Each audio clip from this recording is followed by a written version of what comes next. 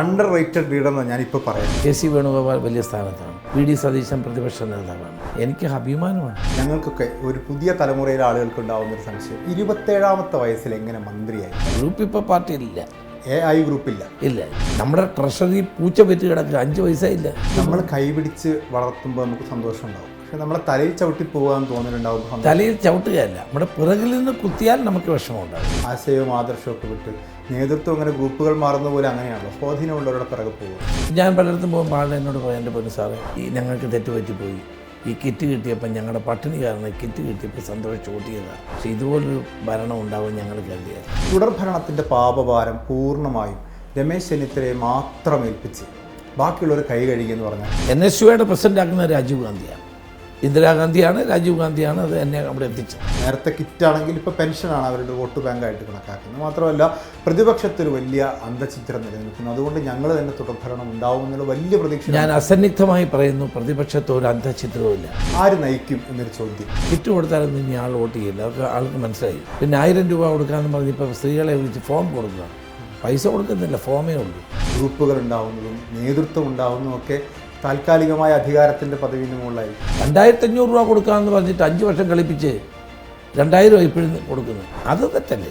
ഈ രാഹുൽ മാങ്കൂട്ടത്തിൻ്റെ വിഷയം, താങ്കളൊക്കെ 26ാമത്തെ വയസ്സിൽ മന്ത്രിയാവുന്നു, അന്നത്തെ പ്രതിച്ഛായ, ഇത്തരം വിഷയങ്ങളിൽ കുറച്ചുകൂടി ജാഗ്രത ഇവിടെ. തീർച്ചയായിട്ടും എൻ്റെ ഒന്നാമത്തെ പ്രയോറിറ്റി എന്ന് പറഞ്ഞാൽ കേരളത്തിലെ ചെറുപ്പക്കാർക്ക് മികച്ച വിദ്യാഭ്യാസം, ലോകോത്തരമായ വിദ്യാഭ്യാസം കൊടുത്ത് ഇവിടെ തന്നെ അവരെ നിലനിർത്തും. ആ യോഗം കഴിഞ്ഞിട്ട് ഞാനും പിണറായി വിജയനോട് സംസാരിച്ചു. ഇപ്പോൾ ഈ സൈബറിനകത്ത് എല്ലാവർക്കും അറിയാമല്ലോ എങ്ങനെയാണ് ഇതൊക്കെ വരുന്നത്, ഒരു പാടുമില്ലല്ലോ, ഫേക്കാണ് എന്നൊന്നും ഞാൻ പറയുന്നില്ല. കേരളത്തിൻ്റെ മുൻ ആഭ്യന്തരമന്ത്രി രമേശ് ചെന്നിത്തലയാണ് എനിക്കിപ്പോൾ. നമസ്കാരം സാർ. ഒരുപക്ഷെ കേരളത്തിൽ അണ്ടർ റേറ്റഡ് ലീഡർ ഞാനിപ്പോൾ പറയാം. കാരണം സാറ് വഹിച്ച പദവികൾ നോക്കുകയാണെങ്കിൽ വളരെ ചെറുപ്പത്തിൽ മന്ത്രിയായി, NSUവിൻ്റെ ദേശീയ അധ്യക്ഷനായി, KPCCയുടെ പ്രസിഡൻ്റായി 9 വർഷക്കാലം ഉണ്ടായി, 4-5 തവണ MP ആയി, MLA ആയി, ആഭ്യന്തരമന്ത്രിയായി. അപ്പോൾ എനിക്ക് തോന്നുന്നു ഇത്രയും വർഷം നേതൃത്വത്തിലിരിക്കുമ്പോൾ സ്വാഭാവികമായിട്ടും ഞങ്ങൾക്കൊക്കെ ഒരു പുതിയ തലമുറയിലെ ആളുകൾക്ക് ഉണ്ടാകുന്നൊരു സംശയം, 27ാമത്തെ വയസ്സിൽ എങ്ങനെ മന്ത്രിയായി? വളരെ അപ്രതീക്ഷിതമായത്. ഞാൻ ആദ്യമായിട്ട് MLA ആവുന്ന ഒരാളെങ്ങനെയാണ് മന്ത്രിയാവുന്നത്, ഞാൻ ഒരിക്കലും പ്രതീക്ഷിക്കാത്തതാണ്. ഒരു ദിവസം ലീഡർ വിളിച്ച് പറഞ്ഞു എന്നെ മന്ത്രിയാവണം. അന്ന് MP ഗംഗാധരൻ മകളുടെ ഒരു വിവാഹവുമായി ബന്ധപ്പെട്ട അദ്ദേഹത്തിന് രാജിവെക്കേണ്ടി വന്നു. ആ രാജിവെക്കേണ്ടി വന്ന സാഹചര്യത്തിൽ ആണ് എന്നെ, അന്ന് പിന്നെ ഗവൺമെൻറ്റിന് കുറച്ചൊരു പ്രതിച്ഛായ നഷ്ടപ്പെട്ട സമയമായിരുന്നു, മാധ്യമങ്ങളിലൊക്കെ കുറിച്ചാണ്. അപ്പോഴെന്നോട് ലീഡർ പറഞ്ഞു ഇങ്ങനെ മന്ത്രിയാവണം. ഞാൻ പറഞ്ഞു കാർത്തികേയനാണ് ആവേണ്ടത്, എന്നെക്കാൾ സീനിയർ കാർത്തികേയനാണ്, അദ്ദേഹത്തെ ആക്കാം. അപ്പോൾ ലീഡർ പറഞ്ഞു അദ്ദേഹത്തെ ആക്കാൻ പ്രയാസമുണ്ട്, കാരണം അദ്ദേഹമാണ് MP ഗംഗാധരൻ്റെ രാജി ആവശ്യപ്പെട്ടത്. അപ്പോൾ അതുകൊണ്ട് കാർത്തികേയനെ ആക്കാൻ പ്രയാസമുണ്ട്, രമേശിനെയാണ് ആക്കുന്നത്. പിന്നെ അന്തരീക്ഷത്തിൽ കേട്ട പേര് തന്നെ ബാലകൃഷ്ണനുള്ള സാധ്യതയാണ്. അപ്പം നമ്മളങ്ങനെ പ്രതീക്ഷിക്കുന്നില്ലല്ലോ. ഞാൻ വിവാഹം കഴിഞ്ഞ് 5 ദിവസം കഴിയുമ്പോഴാണ് മന്ത്രിയാവുന്നത്. എൻ്റെ ഭാര്യ പറയുന്നത് അവിടെ ഐശ്വര്യമാണ്. ശരിക്കും എന്താ അതിൻ്റെ കാരണം? ഇപ്പോൾ ഒരു ലോങ് ടേമായി അതിന് ചിന്തിക്കുമ്പോൾ എന്തായിരിക്കും ലീഡർ ശ്രീ രമേശ് ചെന്നിത്തലയുടെ പേര് നിർദ്ദേശിക്കാനുള്ള കാരണം? ലീഡർക്ക് എന്നെ വലിയ വിശ്വാസമായിരുന്നു, എന്നെ സ്നേഹമായിരുന്നു. പിന്നെ രാജീവ് ഗാന്ധി അദ്ദേഹവുമായിട്ട് സംസാരിച്ചിട്ടാണ് എൻ്റെ ഈ തീരുമാനമെടുത്തത്. എന്നെ രാജീവ് ഗാന്ധിക്ക് ഭയങ്കര ഇഷ്ടം. സാറ് പല ഇൻ്റർവ്യൂവിലും പറഞ്ഞു കേട്ടിട്ടുണ്ട് രാജീവ് ഗാന്ധിയുമായിട്ടുള്ളൊരു ഭയങ്കരമായ അടുപ്പത്തെക്കുറിച്ച്. അതെ, എന്നെ ഭയങ്കര ഇഷ്ടമായിരുന്നു. അദ്ദേഹത്തിൻ്റെ മരണമാണ് നമ്മളെയൊക്കെ രാഷ്ട്രീയത്തിൽ നിന്ന് കുറച്ച് തിരിച്ചടികൾക്ക് വഴിവെച്ചത്. അപ്പോൾ അന്ന് അവരെല്ലാം കൂടെ ആലോചിച്ചാണ് എന്നെ തീരുമാനിച്ചത്. കാരണം ഒരു ഗവൺമെൻറ്റിനൊരു പുതിയ മുഖം വരട്ടെ എന്നുള്ളത് കൊണ്ടാണ്. ഞാനും ശ്രീ തച്ചടി പ്രഭാകരനുമാണ് അന്ന് സത്യപ്രതിജ്ഞ ചെയ്തത്.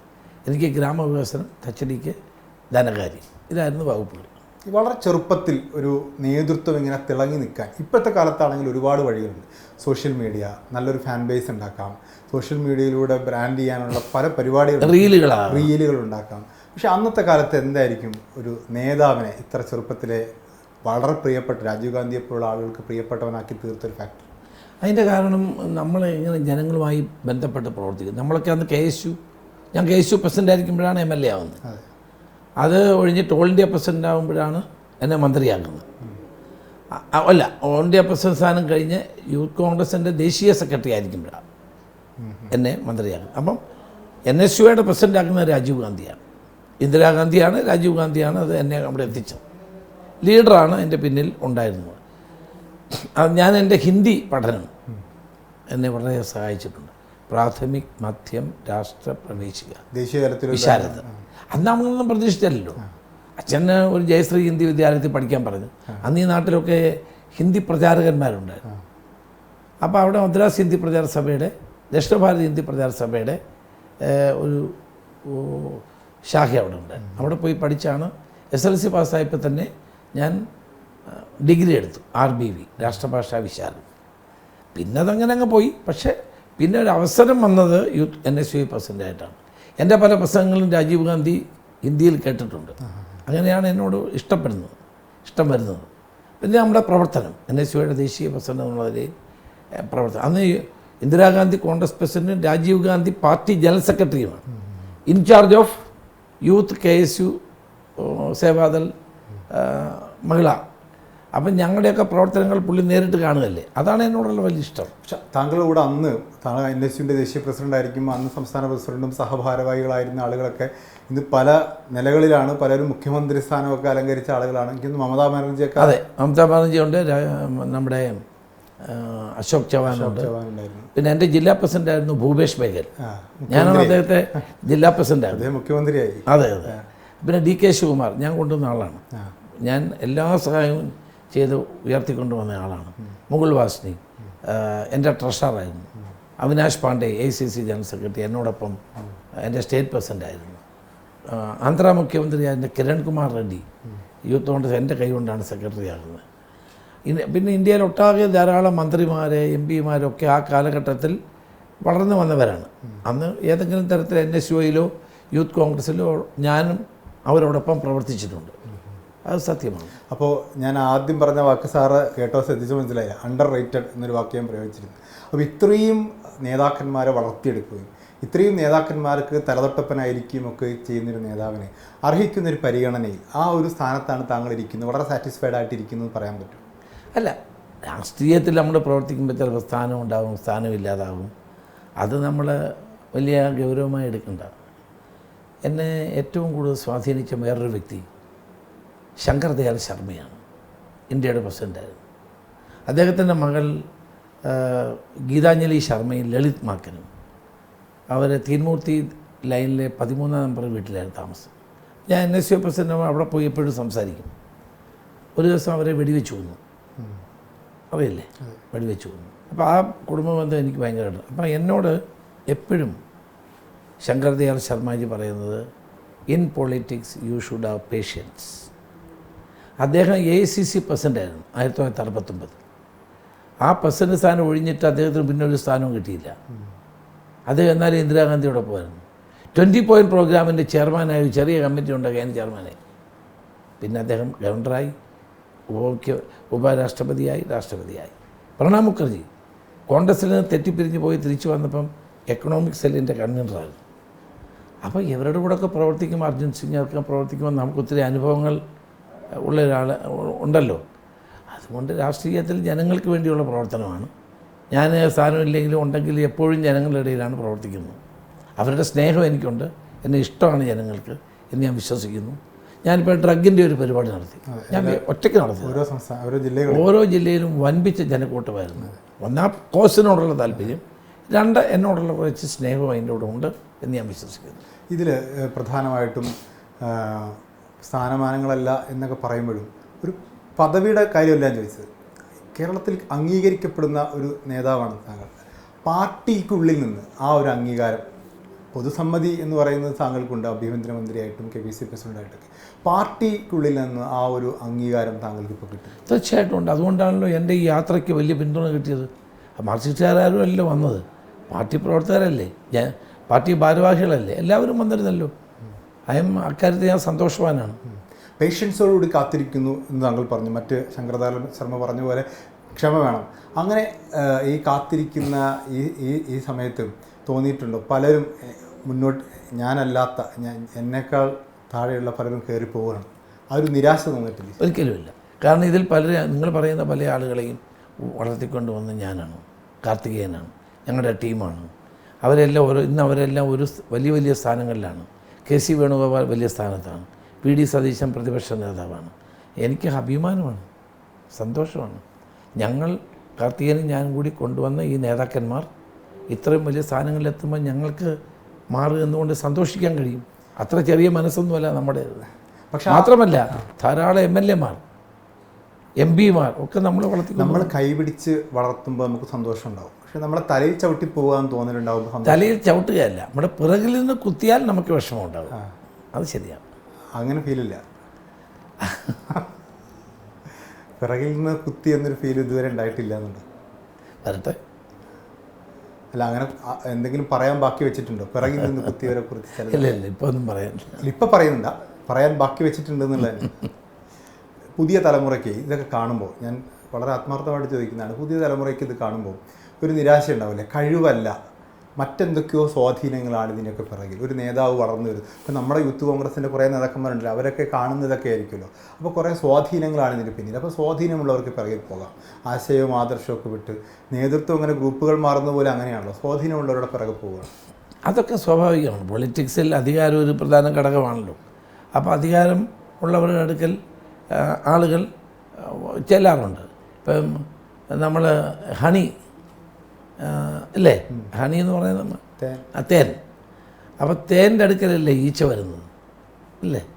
അപ്പോൾ അതൊക്കെ ഇന്നത്തെ ഈച്ച ആർക്കുന്നത് പോലെയാണോ നേതൃത്വത്തിന് പിറകിൽ ഗ്രൂപ്പുകൾ ഉണ്ടാവുന്നതും നേതൃത്വം ഉണ്ടാവുന്നതും ഒക്കെ താൽക്കാലികമായ അധികാരത്തിൻ്റെ പദവിന് മുകളിലായിരിക്കും? അല്ല, അധികാരം ഒരു പ്രധാന ഘടകമാണ് ജനാധിപത്യത്തിൽ. അധികാരമുള്ളപ്പോൾ കൂടുതൽ ആളുകൾ അധികാരമുള്ളവരുടെ മുന്നിൽ അണിനിരക്കാറുണ്ട്. കോൺഗ്രസിലെ ഇപ്പോഴത്തെ ഗ്രൂപ്പ് സമവാക്യങ്ങളൊക്കെ മാറി മറിയാൻ ഈ അധികാര കേന്ദ്രങ്ങളാണ് കാരണം എന്ന് വിചാരിക്കും. അല്ല, ഗ്രൂപ്പ് വേണ്ടെന്ന് ഞങ്ങളെല്ലാം കൂടെ തീരുമാനിച്ചതാണ്. രാജീവ് ഗാന്ധി തെരഞ്ഞെടുപ്പ്, രാഹുൽ ഗാന്ധി കഴിഞ്ഞ അസംബ്ലി തെരഞ്ഞെടുപ്പ് പരാജയപ്പെട്ടപ്പോൾ ഞങ്ങളെ വിളിച്ച് സംസാരിച്ചിട്ടാണ് ഇനി ഗ്രൂപ്പ് വേണ്ട എന്ന് തീരുമാനം. ഞങ്ങളതെല്ലാം അംഗീകരിച്ചു. ഉമ്മൻചാണ്ടി അംഗീകരിച്ചു. പിന്നെ ഉമ്മൻചാണ്ടി മരിച്ചു. ഇപ്പോൾ പിന്നെ അതിനകത്ത് ഞാൻ മാത്രമാണ് ഉള്ളത്. പക്ഷേ കേരളത്തിലെ കോൺഗ്രസിനെ നോക്കുന്ന ആളുകൾക്ക് ഗ്രൂപ്പില്ല. പണ്ട് എ ഗ്രൂപ്പ്, ഐ ഗ്രൂപ്പ്, അതിൻ്റെ രണ്ട് ദ്വന്ദ്ങ്ങൾ എല്ലാ കാലത്തും ഉണ്ടായിരുന്നു. K Karunakaran, A K Antony, Ramesh Chennithala, Oommen Chandy. അങ്ങനെ ദ്വന്ദ്വം ഇല്ല എന്ന് പറയാം. പക്ഷേ ഇപ്പോഴും ഓരോ നേതാവും ഓരോ ഗ്രൂപ്പായി മാറുന്ന പോലെ ഒരു ഫീൽ പൊതുജനങ്ങൾക്കിടയിലുണ്ട്. അതെന്താ പറയുക, ഓരോ നേതാക്കന്മാരെയും ചുറ്റിപ്പറ്റി കുറേ ആളുകൾ വരുമല്ലോ, അത് അങ്ങനെ തോന്നുന്നതാണ്. ഗ്രൂപ്പ് ഇപ്പോൾ പാർട്ടിയിലില്ല. ഐ ഗ്രൂപ്പില്ല. ഇല്ല ഇല്ല. ഇപ്പോൾ പാർട്ടി നിലനിൽക്കുന്നൊരു സംവിധാനം എന്താണ്? അങ്ങനെ പ്രത്യേകിച്ച് എല്ലാവരും കോൺഗ്രസ്സുകാരാണെന്നുള്ള ചിന്ത തന്നെയാണ്. ഈ ജില്ലാ പഞ്ചായത്ത് തിരഞ്ഞെടുപ്പിലൊക്കെ, ഈ പഞ്ചായത്ത് തിരഞ്ഞെടുപ്പിലൊക്കെ സ്ഥാനം കൊടുത്തൊന്നും ഗ്രൂപ്പിൻ്റെ അടിസ്ഥാനത്തിലില്ല. താഴേന്ന് പ്രവർത്തകർ പറയുന്ന ആളുകളെയാണ് നിയോഗിച്ചിട്ടുള്ളത്. ഈ താങ്കൾക്ക് ഞാൻ നേരത്തെ പറഞ്ഞ ആ വാക്ക് അണ്ടർ റേറ്റഡ് എന്ന് പറയുന്നത്, ഈ പ്രതിപക്ഷ നേതാവായിരിക്കുകയും അതിനുശേഷം തുടർഭരണം ഉണ്ടാവുകയും ചെയ്തു. തുടർഭരണത്തിൻ്റെ പാപഭാരം പൂർണ്ണമായും രമേശ് ചെന്നിത്തലയെ മാത്രം ഏൽപ്പിച്ച് ബാക്കിയുള്ളവർ കൈ കഴുകിയെന്ന് പറഞ്ഞാൽ? അല്ല, സ്വാഭാവികമായിട്ടും ഞാനല്ലേ പ്രതിപക്ഷ നേതാവ്. അപ്പോൾ അതുകൊണ്ട് കോവിഡിൻ്റെയും അതോടൊപ്പം തന്നെ മറ്റ് പല സാഹചര്യങ്ങൾ കേരളത്തിൽ അന്നുണ്ടായിരുന്നല്ലോ. കോവിഡായിരുന്നു ഏറ്റവും പ്രധാനപ്പെട്ട പ്രശ്നം. സർക്കാർ കോവിഡ് സമയത്ത് ധാരാളം കാര്യങ്ങൾ ജനങ്ങൾക്ക് വേണ്ടി ചെയ്തു. സ്വാഭാവികമാണ്, എല്ലാ ഗവൺമെൻറ്റും ചെയ്യും. അന്ന് അരി വിതരണം, കിറ്റ് വിതരണം ഇങ്ങനെയൊക്കെ ചെയ്തപ്പോൾ ആളുകൾ ധരിച്ചു ഇത് ഗവൺമെൻറ്റിൻ്റെയാണ്, ഇടതുമുന്നണിയുടെയാണെന്ന് കേരളത്തിൽ ജനങ്ങൾ വിശ്വസിച്ചിട്ടുണ്ട്. ഞാൻ പലയിടത്തും പോകുമ്പോൾ ആളുകൾ എന്നോട് പറയാം, എൻ്റെ പൊന്നു സാറേ, ഈ ഞങ്ങൾക്ക് തെറ്റുപറ്റിപ്പോയി, ഈ കിറ്റ് കിട്ടിയപ്പോൾ ഞങ്ങളുടെ പട്ടിണി കാരണം കിറ്റ് കിട്ടിയപ്പോൾ സന്തോഷിച്ച് ഓട്ടിയതാണ്. പക്ഷേ ഇതുപോലൊരു ഭരണം ഉണ്ടാവും ഞങ്ങൾ കരുതിയത്. സ്വാഭാവികമായിട്ട് ഇതെല്ലാവരും മനസ്സിലാക്കുന്നതാണ് അന്നത്തെ കാലത്തെ കോവിഡിൻ്റെ സാഹചര്യമൊക്കെ. പക്ഷേ ഉത്തരവാദിത്വം ഏറ്റെടുക്കാൻ വന്നപ്പോൾ എനിക്ക് തോന്നുന്നു ആ തെരഞ്ഞെടുപ്പ് നേരിട്ടതുപോലും രമേശ് ചെന്നിത്തല ചെയർമാനായിരിക്കുന്ന ഒരു കമ്മിറ്റി എല്ലാം തോന്നുന്നു. ഉമ്മൻചാണ്ടിയായിരുന്നു ചെയർമാനായിരുന്നു. അപ്പോൾ സ്വാഭാവികമായിട്ടും അതിൻ്റെ ഉത്തരവാദിത്വം കൂട്ടുത്തരവാദിത്വമാണ്. ഏറിയ പങ്കും ഉമ്മൻചാണ്ടിക്കായിരിക്കണം. എന്നിട്ടും അതിൻ്റെ ഒരു പാപഭാരം രമേശ് ചെന്നിത്തലയ്ക്ക് മാത്രം വന്നു ചേർന്നു എന്നൊരു ഫീലില്ലേ? അല്ല, അത് നിങ്ങൾ പറയുന്നത് ഞാൻ പ്രതിപക്ഷ നേതാവ് സ്ഥാനം മാറിയതുകൊണ്ടാണ്. അത് പാർട്ടി തീരുമാനമാണ്. ഞാൻ ഒരു പ്രയാസം കൂടാതെ അംഗീകരിച്ചു. എനിക്ക് ആകെ ഉണ്ടായിരുന്ന ഒരു പ്രയാസം എന്നോട് നേരത്തെ ഇത് പറയണമായിരുന്നു എന്നുള്ളതാണ്. ഉമ്മൻചാണ്ടിയുടെ ആത്മഹത്യയിൽ തന്നെ പറയുന്നുണ്ട്. ഉമ്മൻചാണ്ടി ഞാനും കൂടി ചേർന്നപ്പോൾ എനിക്കായിരുന്നു ബഹുഭൂരിപക്ഷം. അത് ഞാൻ രാഹുൽ ഗാന്ധി ഉമ്മൻചാണ്ടി ICCയുമായി ബന്ധപ്പെട്ടപ്പോഴൊക്കെ താങ്കളുടെ പേര് തന്നെയാണ്. അതെ. അതെന്തുകൊണ്ടായിരിക്കുന്നു? ഇപ്പോൾ ഒരു പോസ്റ്റ്മോർട്ടത്തിൻ്റെ സമയമല്ല എങ്കിൽ കൂടി അല്ല, അത് പാർട്ടിയുടെ ഒരു തീരുമാനമാണ്. കാരണം പാർട്ടി 2 തവണ പരാജയപ്പെടുന്നു, തുടർഭരണം ഉണ്ടാകുന്നു. അപ്പോൾ ലീഡർഷിപ്പ് ഒന്ന് മാറി നല്ലതായിരിക്കും എന്നുള്ള പാർട്ടി തീരുമാനം. രാഹുൽ ഗാന്ധി എന്നെ വിളിച്ച് നേരിട്ട് സോണിയാഗാന്ധിയും രാഹുൽ ഗാന്ധിയും എന്നോട് സംസാരിച്ചു കഴിഞ്ഞപ്പോൾ എൻ്റെ പ്രയാസങ്ങളൊക്കെ മാറും. താങ്കൾ തന്നെ ഇപ്പോൾ പ്രതിപക്ഷ നേതാവല്ലെങ്കിൽ കൂടി ഈ സർക്കാരിനെതിരായിട്ടുള്ള പോരാട്ടങ്ങളിൽ ഒരുപാട് വിഷയങ്ങൾ താങ്കൾ ഉയർത്തിക്കൊണ്ടുവരുന്നു. അങ്ങനെയുള്ള വിഷയങ്ങൾ ഉയർത്തിക്കൊണ്ടുവരുമ്പോൾ അതിനെ പലപ്പോഴും തെറ്റിദ്ധരിക്കുക പ്രതിപക്ഷ നേതാവായിട്ടുള്ളൊരു മത്സരമാണെന്നൊക്കെ തെറ്റിദ്ധരിച്ചിട്ടുണ്ട്. അങ്ങനെ ഒരു കോമ്പറ്റീഷൻ നിങ്ങൾ തമ്മിൽ ഇപ്പോൾ ഇല്ല, ഒരു കോമ്പറ്റീഷനും ഞങ്ങൾ തമ്മിൽ നല്ല ബന്ധമാണ്. ഇപ്പോൾ നല്ല ബന്ധമാണ്. ഞങ്ങളുടെ തമ്മിൽ അഭിപ്രായ വ്യത്യാസങ്ങളുമില്ല. നമ്മൾ കാണേണ്ട ഒരു കാര്യം, നമ്മൾ പൊതുപ്രവർത്തനത്തിൽ നിൽക്കുമ്പം നമുക്ക് ധാരാളം പ്രശ്നങ്ങൾ ഉയർത്തിപ്പിടിക്കേണ്ടി വരും. എനിക്ക് മാറി നിൽക്കാൻ പറ്റും. ഞാൻ MLA കൂടിയാണ്. മാത്രമല്ല ഞാൻ പാർട്ടിയുടെ വർക്കിംഗ് കമ്മിറ്റി മെമ്പറാണ്. അപ്പോൾ എനിക്ക് ധാരാളം പ്രശ്നങ്ങൾ ഉയർത്തേണ്ടി വരും. അത് കോമ്പറ്റീഷൻ ഒന്നും അതിനകത്തില്ല. ഞാൻ പ്രതിപക്ഷ നേതാവായിരുന്നപ്പോൾ ഞാനാണ് സതീശനോട് പറയുന്നത് ഇന്ന വിഷയം എടുക്കണം, അല്ലെങ്കിൽ PT തോമസിനോട് പറയും ഇന്ന വിഷയം എടുക്കണം. അതൊരു കൂട്ടായി പ്രവർത്തിക്കുമ്പോഴല്ലേ നമ്മൾ ഉന്നയിക്കുന്ന വിഷയത്തിന് ശക്തി കിട്ടുന്നത്. ആ കൂട്ടായ പ്രവർത്തനം ഇപ്പോൾ ഉണ്ടോ? അത് ഞങ്ങൾ തമ്മിൽ അതുണ്ട്. ഞങ്ങൾ തമ്മിൽ നല്ല സാറുമായി മാത്രമല്ല, മൊത്തത്തിൽ കോൺഗ്രസിനകത്ത് ഇപ്പോൾ സണ്ണി ജോസഫ് പ്രസിഡന്റാണ്, KC വേണുഗോപാൽ AICC ജനറൽ സെക്രട്ടറിയാണ്, താങ്കൾ മുൻ ആഭ്യന്തരമന്ത്രി, മുൻ പ്രതിപക്ഷ നേതാവുമാണ്. അങ്ങനെ ഒരു ശക്തി കേന്ദ്രങ്ങളുടെ ഒരു കൂട്ടായ്മ ഇപ്പോൾ ഉണ്ടോ? അല്ല, രാഹുൽ ഗാന്ധി വിളിച്ച മീറ്റിങ്ങിന് ശേഷം കോൺഗ്രസ് പ്രസിഡന്റ് ഖാർഗെജിയുടെ അധ്യക്ഷതയിൽ കൂടി യോഗത്തിന് ശേഷം എല്ലാവരും ഒരു കാര്യങ്ങൾ മനസ്സിലാക്കി റീകൺസിൽ ചെയ്ത് പാർട്ടി അധികാരത്തിൽ വരണം എന്നുള്ള ചിന്തയോടെയാണ് പ്രവർത്തിക്കുന്നത്. ഇപ്പോൾ തുടർഭരണം എന്നുള്ള സ്വപ്നം LDF ഇപ്പോഴും വിട്ടിട്ടില്ല. അവരെ സംബന്ധിച്ച് അവരിപ്പോൾ അതാ പെൻഷൻ കൂട്ടി, അങ്ങനെ നേരത്തെ കിറ്റാണെങ്കിൽ ഇപ്പോൾ പെൻഷനാണ് അവരുടെ വോട്ട് ബാങ്കായിട്ട് കണക്കാക്കുന്നത്. മാത്രമല്ല പ്രതിപക്ഷത്തിൽ വലിയ അന്തചിത്രം നിലനിൽക്കുന്നു. അതുകൊണ്ട് ഞങ്ങൾ തന്നെ തുടർഭരണം ഉണ്ടാവും എന്നുള്ള വലിയ പ്രതീക്ഷ. ഞാൻ അസന്നിഗ്ധമായി പറയുന്നു, പ്രതിപക്ഷത്ത് ഒരു അന്തചിത്രവുമില്ല.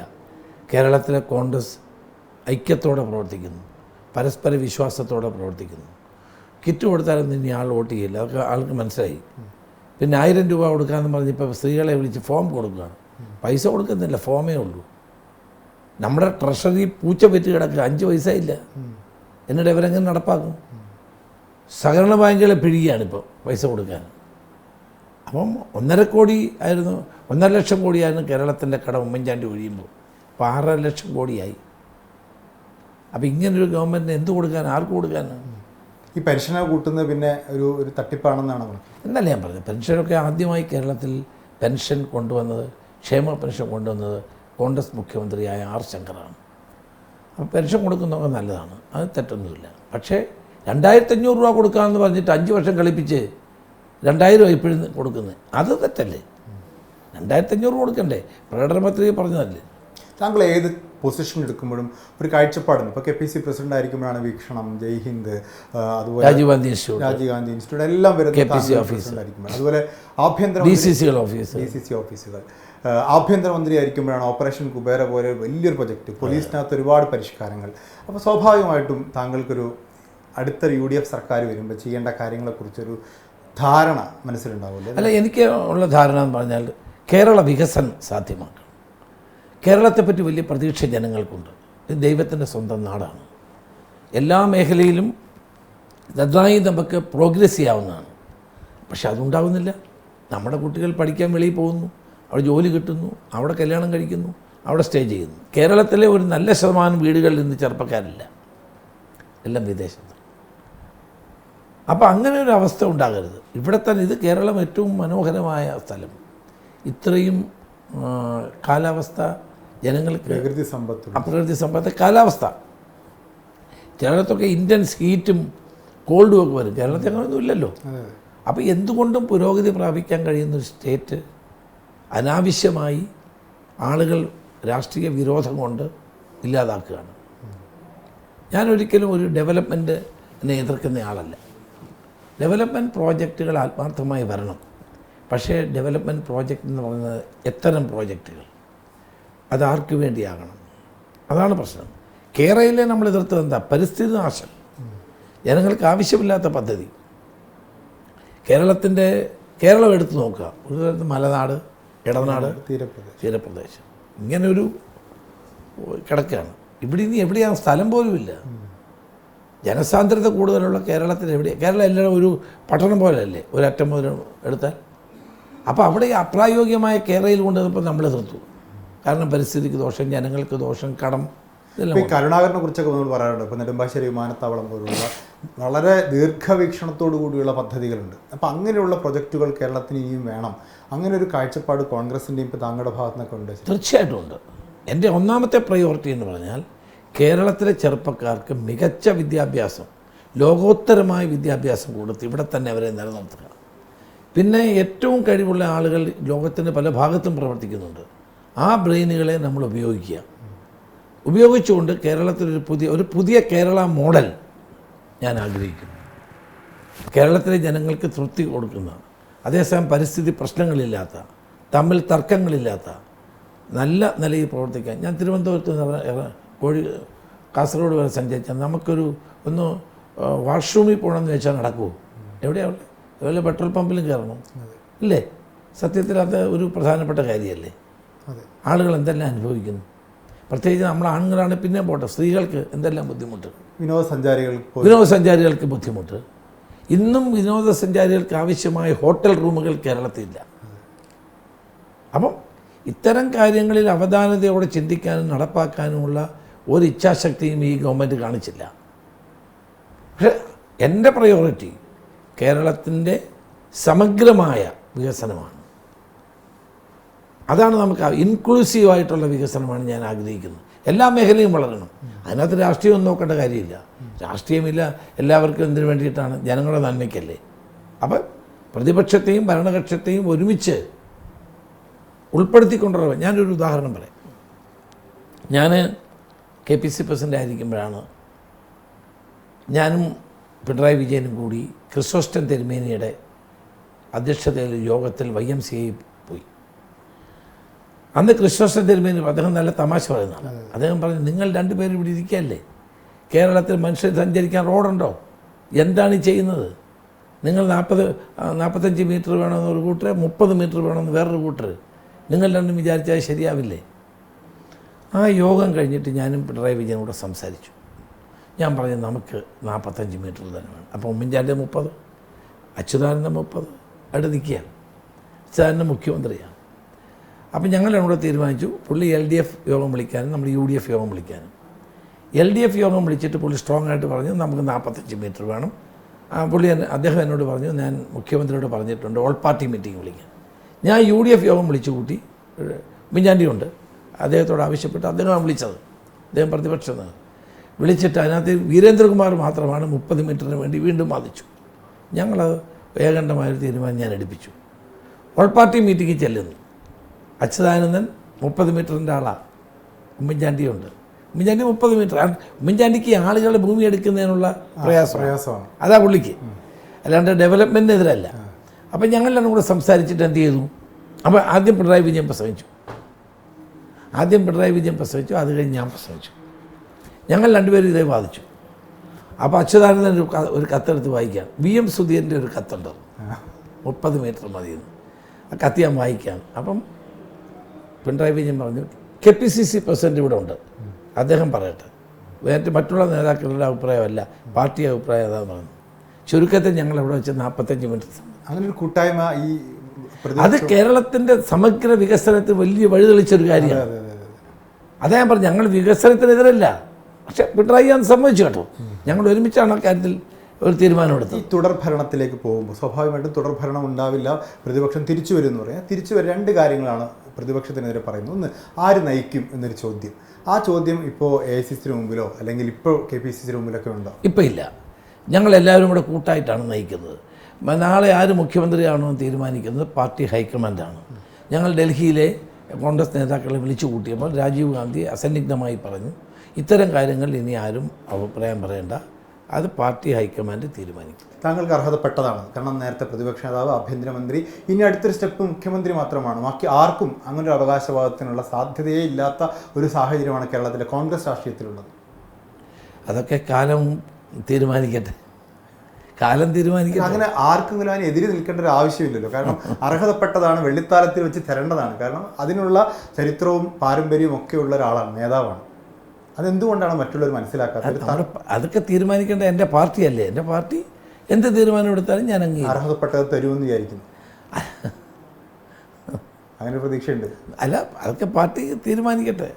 സ്വാഭാവികമായിട്ടും അവസാനമായിട്ട് ഇപ്പം ചർച്ച ചെയ്തുകൊണ്ടിരിക്കുന്ന വിഷയമുണ്ടല്ലോ, ഈ രാഹുൽ മാങ്കൂട്ടത്തിൻ്റെ വിഷയം. താങ്കളൊക്കെ 26ാമത്തെ വയസ്സിൽ മന്ത്രിയാവുന്നു, അന്നത്തെ പ്രതിച്ഛായ, ഇത്തരം വിഷയങ്ങളിൽ കുറച്ചുകൂടി ജാഗ്രത ഇവിടുത്തെ. തീർച്ചയായിട്ടും ചെറുപ്പക്കാരായിട്ടുള്ള പൊതുപ്രവർത്തകന്മാർ